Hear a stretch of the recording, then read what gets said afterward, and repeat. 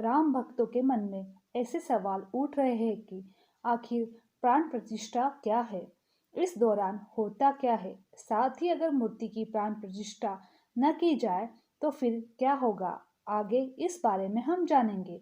Video की शुरुआत करने से पहले अगर चैनल को आपने सब्सक्राइब नहीं किया है तो चैनल को सब्सक्राइब करना ना भूलें।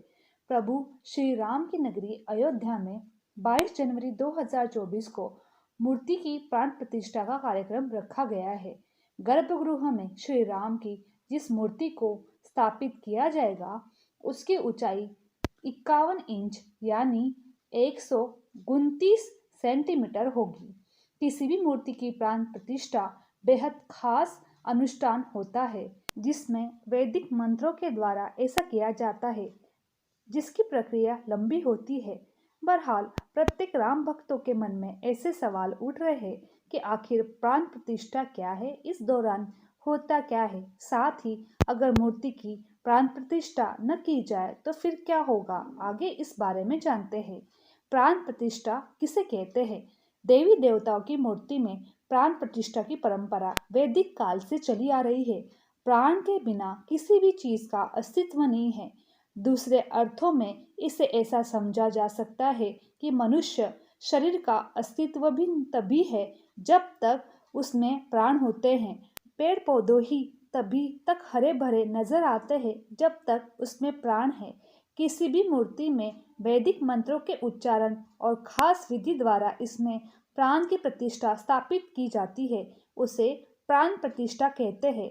कहा जाता है कि अगर किसी मूर्ति में प्राण प्रतिष्ठा नहीं होगी तब तक उसका अस्तित्व नहीं है, यानी जब विधि पूर्वक मूर्ति में प्रतिष्ठा की जाती है तभी उसकी पूजा से लाभ प्राप्त होता है।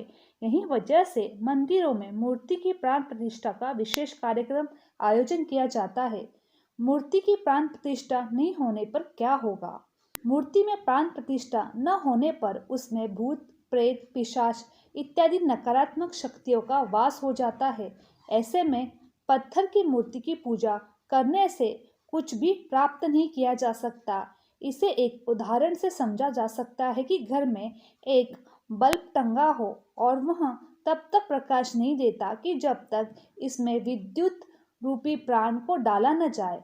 प्राण प्रतिष्ठा की जरूरी बातें। मूर्ति में प्राण प्रतिष्ठा शुभ नक्षत्र ग्रह तिथि वार और समय मंत्र द्वारा पुरोहित द्वारा यजमान इत्यादि का ध्यान में रखकर किया जाता है। शास्त्रों में कहा गया है कि शुभ समय के लिए किए गए कार्यों का फल शुभ प्राप्त होता है। यही वजह से सनातन परंपरा में किसी भी कार्य को करने के लिए शुभता का ध्यान रखा जाता है। मूर्ति की प्राण प्रतिष्ठा के बारे में कुछ महत्वपूर्ण जानकारी।